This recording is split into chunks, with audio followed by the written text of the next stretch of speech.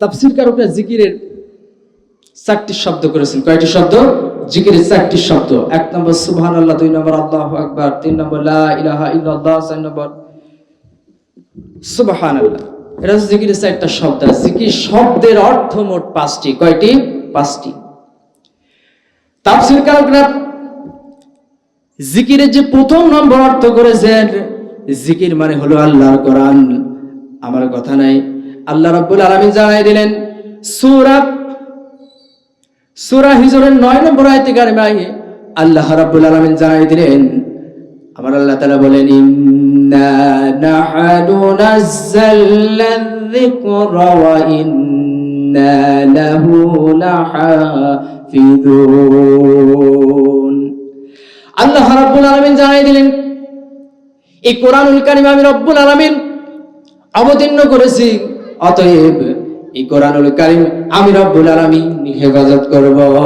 কোরআনুল কারীম কে অবতীর্ণ করেছেন? আল্লাহ রব্বুল আলামিন। আল্লাহ বলেছেন, এই কোরআনুল কারীম আমি রব্বুল আলামিন অবতীর্ণ করেছি, অতএব এই কোরআনুল কারীম আমি রব্বুল আলামিন হেফাজত করব।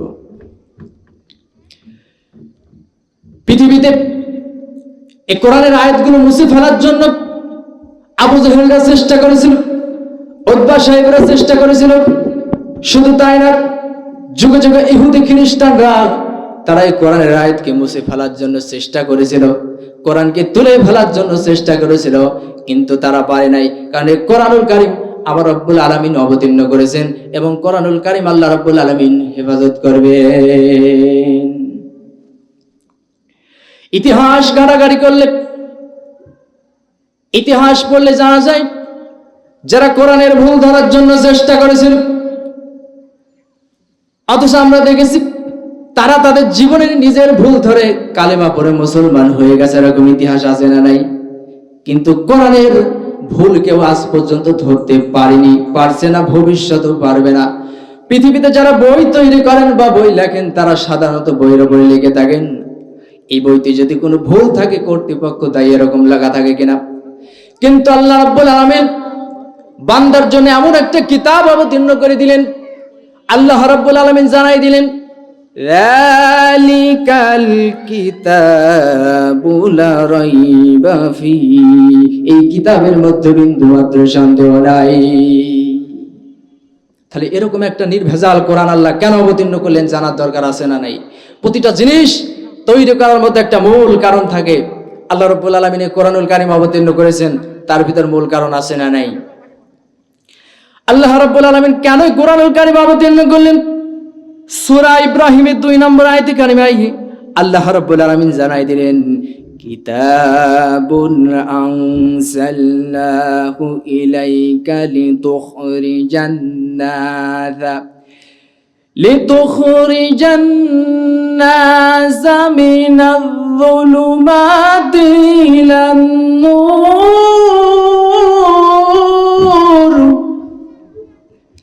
আল্লাহ রাব্বুল আলামিন জানাই দিলেন, এই কোরআনুল কারীম আমি রব্বুল আলামিন অবতীর্ণ করেছি মানুষকে অন্ধকার আচ্ছন্ন থেকে টেনে টেনে আলোর পথে আনার জন্য এই কোরআনুল কারীম অবতীর্ণ করেছি। অথচ আমরা দেখতে পাই আল্লাহর কোরআনকে দিয়ে তাবিজ পড়ানো হয়, আল্লাহর কিতাব দিয়ে ঝাড়ফুঁক করানো হয়, আল্লাহর কিতাব দিয়ে বাড়িতে বাড়িতে মিলাদ পড়ানো হয়, আল্লাহর কিতাব দিয়ে বছরে বছরে তারাবি খতম পড়ানো হয়। কিন্তু এই জন্য কি আল্লাহ কোরআন অবতীর্ণ করেছেন নাকি? এই জন্য কোরআন অবতীর্ণ করেছে না, এই জন্য কোরআন অবতীর্ণ করে নাই। সম্মানিত হাজিরিন, একটা উদাহরণ দিলে ভালো বুঝতে পারবেন। আপনি দোকান থেকে একটি কলম কিনে আনলেন। এখন যে আপনি কলমটি কিনলেন, কিসের জন্য কিনলেন? অবশ্যই লেখার জন্য কিনেছেন। এখন আপনার গায়ে ধরেন চুলকুনি আছে, এখন আপনি যদি কলম দিয়ে গা চুলকান, আপনার উপকার আসবে কিনা?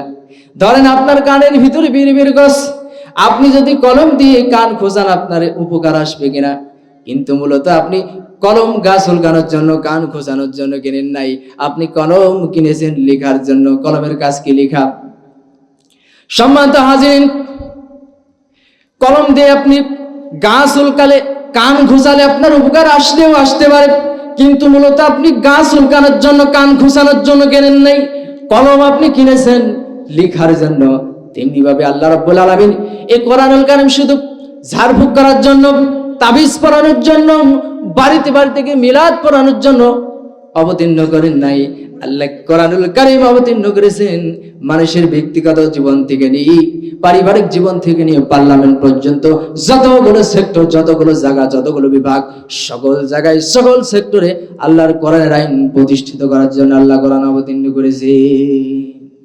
সম্মানিত হাজিরিন, তাহলে জিকিরের 1 নম্বর শব্দের অর্থ কি? জিকির মানে আল্লাহর কোরআন। তাফসীর কারকরা জিকিরের যে 2 নম্বর অর্থ করেছেন, জিকির মানে হলো উপদেশ। কথা আমার না আল্লাহ রাব্বুল আলামিন সূরা কাফের 45 নম্বর আয়াতে জানাই দিলেন, নাহনু আ'লামু বিমা ইয়াকুলুনা ওয়া মা আনতা আলাইহিম وما أنت عليهم بجبار فذكر بالقرآن من يخاف وعيد। তারা কি বলে তা আমরা জানি, সুতরাং তাদের উপর শক্তি প্রয়োগ করো না এবং এই কোরআনের সাহায্যে তাদেরকে উপদেশ দাও। তাহলে আপনি যেখান থেকে উপদেশ নেন, কি দিয়ে উপদেশ নিতে হবে? কোরআন দিয়ে উপদেশ নিতে হবে। আপনি যেই দলে করেন কোনো সমস্যা নেই, তবে ওই দলকে 2টা শর্ত মানা লাগবে। 1 নম্বর শর্ত হলো ওই দলকে কোরআন এবং 2 নম্বর হচ্ছে হাদিস। এই 2টা শর্ত যদি কোনো দল মানতে পারে, ওই দল আপনি নিঃসন্দেহ করবেন, কোনো সমস্যা নাই। আপনি আওয়ামী লীগ করেন, বিএনপি করেন, জামাত ইসলাম করেন, তাবলিগ করেন, ফুরফুরা, আটরশিদ, এক কথায় বাংলাদেশি যতগুলো দল আছে আপনি সব দল করেন, কোনো সমস্যা নেই, কিন্তু ওই দলকে কোরআন হাদিস অনুযায়ী উপদেশ দেওয়া লাগবে। কারণ দল করা, আল্লাহ তো বলছেন ওয়াতাসিমু বিহাবলিল্লাহি জামিআ ওয়া লা তাফাররাকু, তোমরা সংঘবদ্ধভাবে আল্লাহর রজ্জুকে ধারণ করো আর তোমরা পরস্পর বিচ্ছিন্ন হয়ো না। আল্লাহ যেহেতু বলছে তোমরা সংঘবদ্ধভাবে আল্লাহর রজ্জুকে ধারণ করো, আপনি দল করেন কোনো সমস্যা নাই, কিন্তু আপনাকে দেখতে হবে কোন দলটি আল্লাহর কোরআনের বিধান অনুযায়ী জীবন চালায় আর কোন দল কুফরি মতবাদ দিয়ে জীবন চালায়, আপনাকে অবশ্যই দেখতে হবে। সম্মানিত হাজিরিন, আপনি যখন বাজারে মাছ কিনতে যান, আপনি দেখেন টিপে টিপে কোন মাছটি পচা, কোন মাছটি ভালো, কোন মাছটি তাজা। যেই মাছটি তাজা, আপনি নারে তাকবীর, বিশেষ মেহমানের আগমন, হাফেজ তরিকুল ইসলাম ভাইয়ের আগমন। সম্মানিত হাজিরিন, মেহমান চলে আসছে, আমি আর কিছুক্ষণ কথা বলে শেষ করে দেব। সম্মানিত হাজিরিন, আল্লাহ রাব্বুল আলামিন জানাই দিলেন, তাহলে জিকিরের 2 নম্বর অর্থ কি? জিকির মানে উপদেশ। জিকিরের যে 3 নম্বর অর্থ তাফসীর কারকরা করেছে, জিকির মানে হলো সালাত, নামাজ।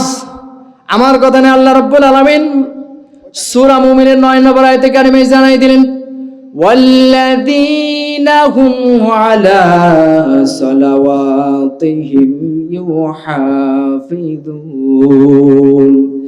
আল্লাহ রাব্বুল আলামিন বললেন, এবং যারা নিজেদের সালাত সময়ে যত্নবান থাকে।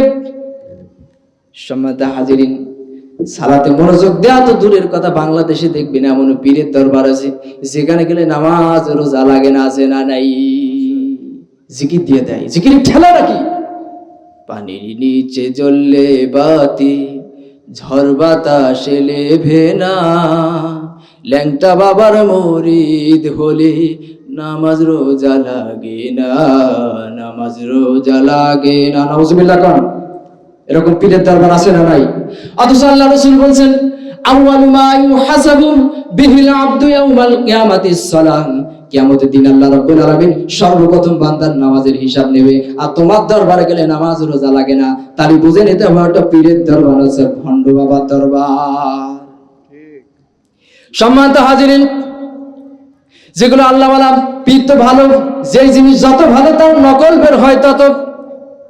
পীরেদের সাথে আমাদের সম্পর্ক আছে, আল্লাহ ওয়ালাদের সাথে সম্পর্ক আছে, কিন্তু যেখানে গেলে মানুষ ভালো হওয়া তো দূরের কথা, যেখানে গেলে মানুষ ঈমান হারায় তাদের সাথে আমাদের কোনো সম্পর্ক নাই। সম্মানিত হাজিরিন, বাংলাদেশে 48,000 পীর, পীরে পীরে প্রতিযোগিতা। 20 পর্যন্ত টাইম তোমার। সম্মানিত হাজিরিন, সম্মানিত হাজিরিন, আমরা স্পষ্ট ভাষায় বলে দিতে চাই, যেগুলো আল্লাহ ওয়ালা তাদের সাথে আমাদের সম্পর্ক তো অবশ্যই আসে। সরকার মহোদয়কে আমরা স্পষ্ট ভাষায় জোরালো কণ্ঠে জানাই দিতে চাই, এই বাংলার ভূখণ্ডে যতগুলো ভণ্ড পীরের মাজার আছে, আপনি আপনার প্রশাসন দিয়ে সকল মাজারগুলো ভেঙে গুড়িয়ে দেবেন, আর নয়তো আমরা জনগণ অ্যাকশন নিতে বাধ্য হবো। কথা বলেন ঠিক কিনা? সম্মানিত হাজিরিন, এজন্য আল্লাহ রাব্বুল আলামিন বলছেন, ওয়াল্লাযীনা হুম আন সালাতিহিম সাহুন, নিশ্চয় যারা নামাজে মনোযোগী হয়। অনেকে নামাজ পড়ে, নামাজ সহি হয় না, নামাজে খুশি খুশি ভাব নেই, নামাজে মনোযোগ নেই। হাদিস শরীফ থেকে শোনা যাচ্ছে, আল্লাহ রাসূলের সাহাবী হযরত হুযায়ফা রাদিয়াল্লাহু তাআলা একবার ইয়ামান সফরে গেলেন। এক লোক দেখলেন নামাজ পড়ছে, লোকটির জন্য অপেক্ষা করলেন, লোকটির নামাজ কখন শেষ হয়ে যায়। লোকটি যখন নামাজ শেষ হয়ে গেল, আল্লাহর নবী সাহাবী হযরত হুযায়ফা রাদিয়াল্লাহু তাআলা লোকটিকে ডাকলেন আর বললেন, ও আল্লাহর বান্দা, তুমি কি আমাকে চেনো নাকি? লোকটি বললেন না। তখন লোকটিকে পরিচয় দিলেন, আমি আল্লাহ রাসূলের সাহাবী হুযায়ফা। লোকটিকে বললেন, ও আল্লাহর বান্দা, তুমি এরকম ভাবে কত বছর ধরে নামাজ পড়ো? লোকটি বললেন, 40 বছর তো হবে আমি এরকম ভাবে নামাজ পড়ি। আল্লাহ রাসূলের সাহাবী হযরত হুযায়ফা রাদিয়াল্লাহু তাআলা আনহু বললেন, ও আল্লাহর বান্দা, খোদার কসম করে বলি, তুমি যদি এরকম ভাবে নামাজ পড়ে থাকো 40 বছর ধরে, খোদার কসম করে বলি, খোদার কসম করে বলি, তোমার নামাজ রাসূলুল্লাহর নামাজের মতো হয় নাই। শুধু নামাজ পড়লেই হবে না, নামাজ পড়ার মতো পড়তে হবে। রাসূলুল্লাহ যেরকম ভাবে নামাজ পড়েছে ওইরকম ভাবে নামাজ পড়ার দরকার আছে না নাই? কারণ নামাজ সকল খারাপ মন্দ কাজ থেকে হেফাজত করে। আল্লাহ বলছে, ইন্না সলাতা তানহা আনিল ফাহশাই ওয়াল মুনকার, নামাজ সকল খারাপ মন্দ কাজ থেকে হেফাজত করে। আপনি নামাজ পড়েন, সুদ খান, ঘুষ খান, তার মানে বুঝে নিতে হবে আপনার নামাজ সহি হচ্ছে না। সম্মানিত হাজিরিন, মেহমান বসা আছে, আমি আলোচনা বেশি করে ফেলাম, আল্লাহ রাব্বুল আলামিন আমাকে মাফ করুক। যতটুকু আলোচনা হলো আল্লাহ রাব্বুল আলামিন আমাকে এবং আপনাদের সকলকে বোঝার এবং আমল করার তৌফিক দান করুক। সকলে বলি আমিন। ওয়া মা তৌফিক ইল্লা